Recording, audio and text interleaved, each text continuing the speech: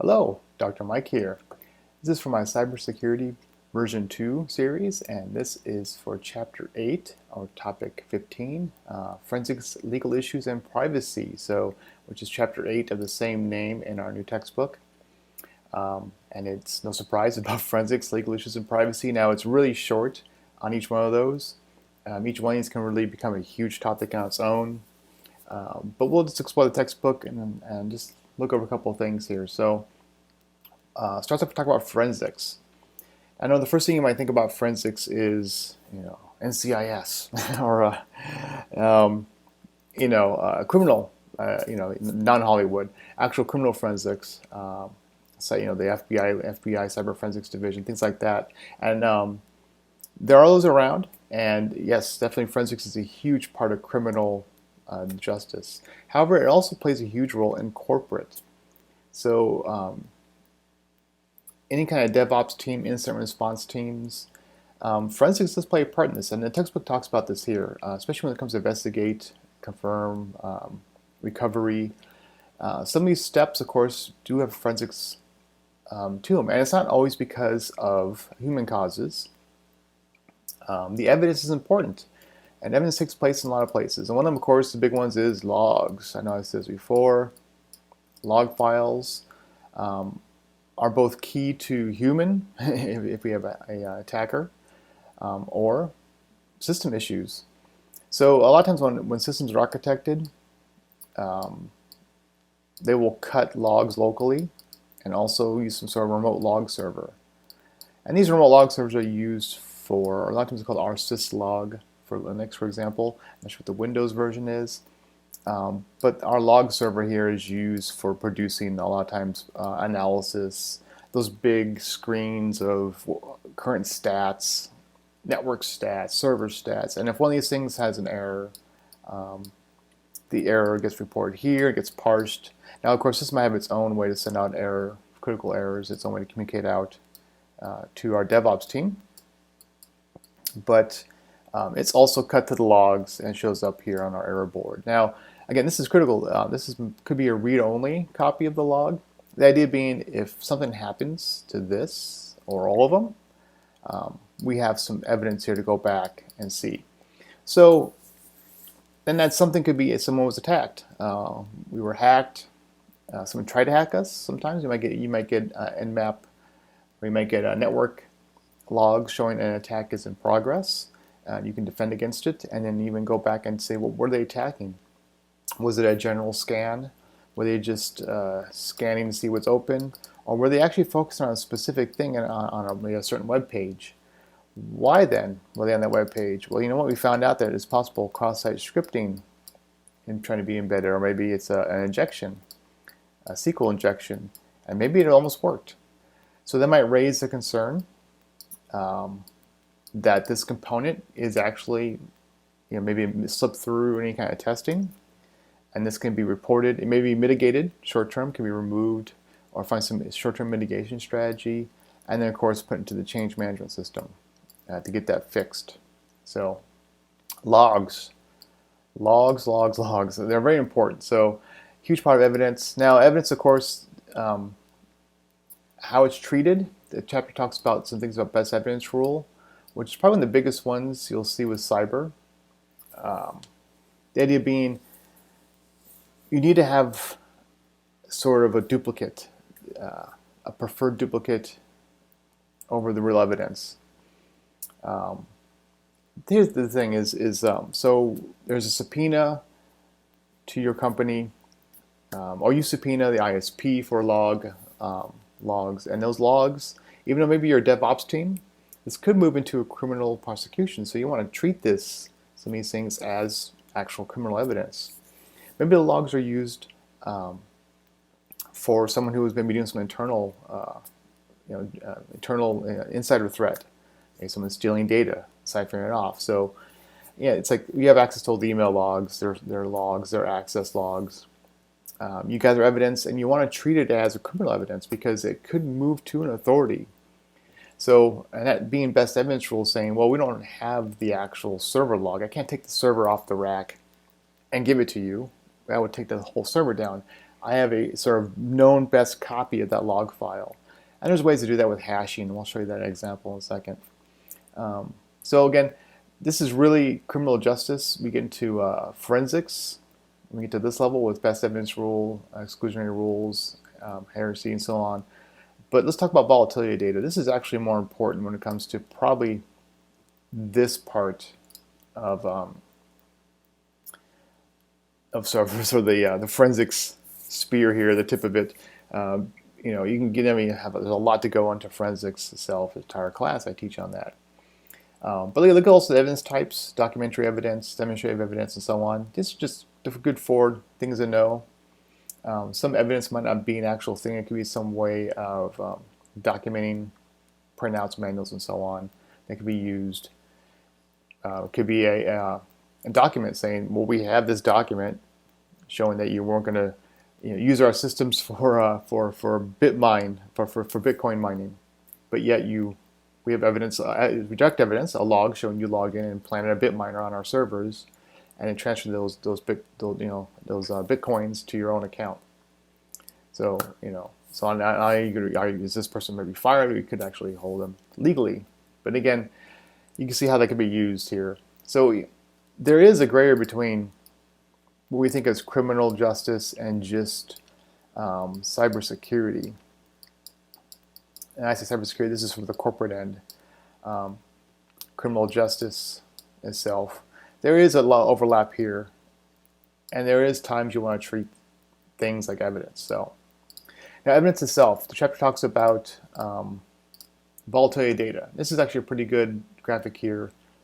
When it comes to collecting evidence, there's sort of a volatility chain. Of course, being we know RAMs, register, cache, and RAM kernel tables. When the system's running, these things can be captured. And there's tools for this. I'm not going to go into all the tools. There's tons of tools to capture live memory. And you might want those. Even if it's a system issue. Most of the time, though, when it comes to system issues, your log files are going to be your best bet. Hey, our framework just crashed. It crashed our system. We can't sell stuff on the web. Log files are probably going to be your mainstay for that. But if we think someone may implant some malware, definitely want to grab this. So before you shut down a system, pull the plug on a system that may be potentially a malicious system. Now we want to make sure we can gather what we can from these volatile areas. So then we have fixed media, removable media, output hard copies, and so on. So identifying evidence, again, there's a methodology. So I worked in full-time cybersecurity. We had a locked room with a pretty nice big evidence capturing machine. And more important was a safe. The safe only had keys to people. The room only had access to our team. So the team had access to the room, and then the safe in the room only had access to 2 people. The idea being, if we pull a hard drive out of a suspect's, maybe it's an internal threat, suspect system that could be used in a possible criminal investigation, it's bagged, tagged, and it was also hashed and all that stuff. So, and that's where this chain of custody comes in. So, safeguarding evidence is really important to make sure it is protected. Again, I've also been on the same team doing log file analysis because we were possibly being hacked, just to see what the attack was, and it was just a general scan, almost like I mentioned before. Those log files I had copies of, I didn't need to go through the safeguarding of them. It's just a copy of the log file. All was done. I think I zipped it up and maybe trashed it later because it was just a copy. But it was for internal use. But if it was maybe for someone who was, we might need to call the authorities on, if I would have safeguarded those copies, or definitely make sure that the actual logs are safeguarded. So there's stuff here about conducting the investigation. You can look at that. Chain of custody steps. Again, this is going to depend upon your incident response team. You should have some sort of incident response procedure that's documented. And this goes almost with the previous topics, which is your business continuity plans, risk management. You can see where this all sort of plays in here. Forensics can play in there if the risk management says we have a plan in case we were hacked, and that might include a chain of custody. So, like I mentioned before, if you're working with a cloud service, they might have something you can hook into. They might have some services which are sort of can help you with this versus on-prem systems. So again, this talks about drive space allocation, free memory, slack. Delete a file, of course, deleting files. We know. I think most people know here by the time. If you delete a file, if a person deletes a file, first off, just go to the trash can. Secondly, it might not be deleted. It could still be on disk. So there's ways to undelete files. And I'm actually going to link to Jonathan Adkins has a manual recovery of a flash memory link. So I'll link to that up here. Great video. This is definitely goes in deep. His video is fantastic. I'm not going to recreate it here. I want to keep this light to the chapter. But if you want interested in that, please review his video on that. But one of the biggest things here is hashing. So hashing itself is a huge part of your bag and tag. So what is hashing then? And this is something we're going to see here. You'll see this course used a lot in legal terms, but so let's look at this. Hashing you probably may have seen before.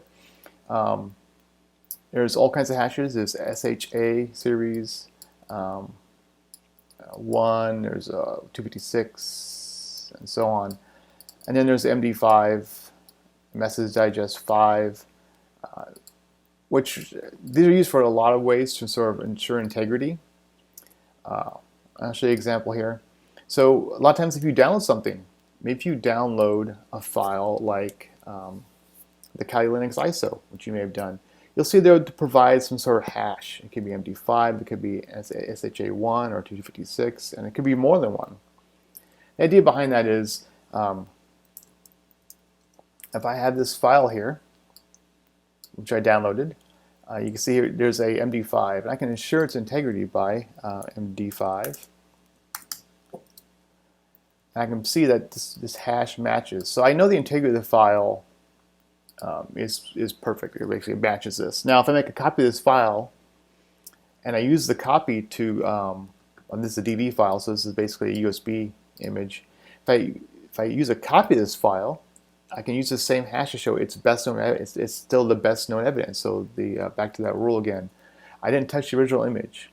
And a lot of times this will be a read-only image. And you'll keep, this is what you keep bagged and tagged, and then you make copies of it, and you use this MD5 or this hashing to show as evidence. We're using an exact copy because of this hashing algorithm. We know it's an exact copy of the original evidence. I can go in this one, I can search through it, because as I mess with it, I might change the integrity of the file. Not on purpose, just it could be maybe I copied a file within it, things like that. But it allows me to go in and mess with a copy of it, and this hashing is a way to sort of ensure that. Or if I have some sort of, if I have some evidence here, maybe I have this evidence I want to make a copy of. This is something we want to make a copy of. Again, this can be used, I can use SHA sum. I can see the sums, it's actually a longer, because it's got a longer hash. So I can tag this evidence, make it read-only, document this, and then put the the actual image, the MD5, and all that stuff into a device and tag it. Then make copies of it, and then the copies again can be used. I can use MD5 or SHA sum, for example, to show that it is an exact copy. Maybe this image file is the master plan of our insider threat. So, in any case, definitely very handy ways to do this. You'll see here, there's stuff here, Knopex live CDs, Helix live CDs. I'm not going to go into analysis. This is a huge area, but an important one is here, remediation after the attack. This is probably one of the biggest ones. Now this comes into play with our change management and our risk analysis branch, and I'm really thinking more of remediation step can really play into both of these, as you can see here. So we had an issue. It could be we were attacked, and we found there was a possible vulnerability we missed. So we put into change management a way to fix it, and we can verify it. You want to have this a plan. This you can see here is a remediation plan. A lot of times it's going to have some sort of follow-up afterwards. You don't want to just say, well, we were attacked, we found the issue. Well, what's the plan? We're going to put in a plan to fix it, remediation, then we're going to test it. We're going to do our test. And part of our remediation plan is we're going to go here and we're going to feed into risk analysis and say, all right, what did we miss here? Not only is there a component that was changed, it could be a web component, JavaScript, a framework, for example. How do we miss it? Our risk analysis, we missed a step here. We didn't do we didn't perform a framework scan when we compile our code. So that could be a huge thing. So this allows us to make a risk analysis change, which I should go this way actually, it goes back to change analysis. We're going to do a change to our procedures so it doesn't happen again. So not only do we have a change component we can test against and show it's done, we have now this. And then we have a report we can show to the higher ups.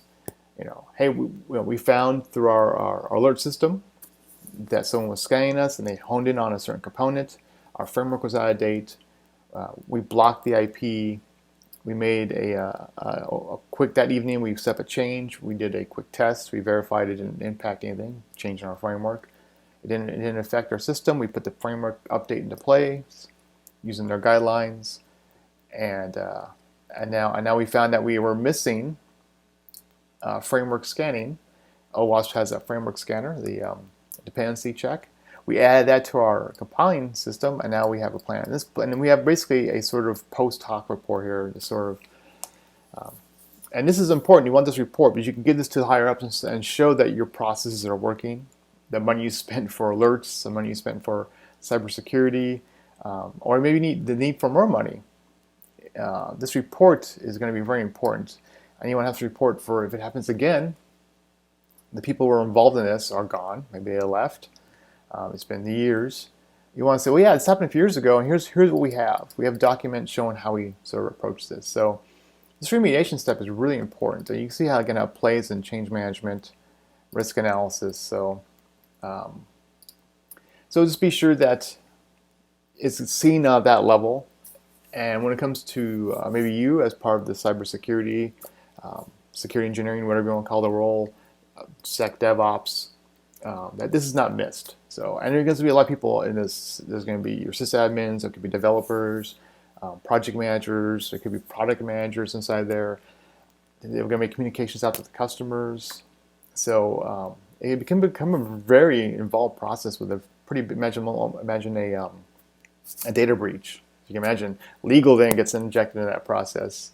So it could be a really small, quick change. It could be a huge process. Either way, a report at the end is very important. So, and you can see here there's remediation steps, and so on. So part 2 of the chapter here, and we'll wrap it up here, is legal issues, cybercrime itself. I'm not going to talk about this. It's pretty straightforward. There's some great links here for cybercrime. But there's some stuff here we're going to talk about: computer trespassing, privacy acts, things you should be aware of as a cybersecurity professional.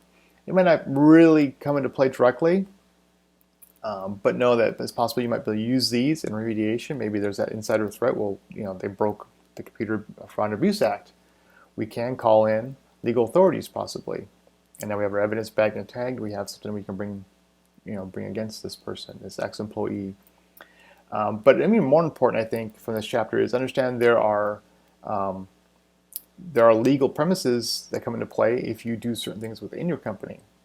And this is talked about, again, this falls into risk analysis, definitely risk analysis. Example, PCI DSS. Are we handling payment information? If we are, we got to follow these rules. If not, how do we mitigate? How do we sort of offload that? We use PayPal, for example, so we can sort of offload that issue per se, or having to handle this payment data. So Sarbanes-Oxley, there are accounting rules, the Gramm-Leach Act, and so on. A couple other ones. I deal with, of course, FERPA, dealing with privacy of student information. HIPAA, one we also have heard about, are healthcare privacy, and this is some quite important things about this. Example with HIPAA, it has to be available, but it's got to be protected. So you can't just take your people's health records and lock them behind where like no one can get to except for one person. Brand new doctor can come in, they need to have those health records immediately. So we need a way to both authenticate that doctor and allow them access immediately to those records. So these are both huge things here, HIPAA, FERPA, but just to realize that there are guidelines for these. PCI DSS, another one. If your company deals with these, hopefully they already have someone, you be part of this team that deals to make sure that you are compliant to those laws. So, and the last thing here is privacy policies and just privacy in general. So coming from my point of view as a cybersecurity professional, maybe you review a system and you'll probably notice this. Data is money.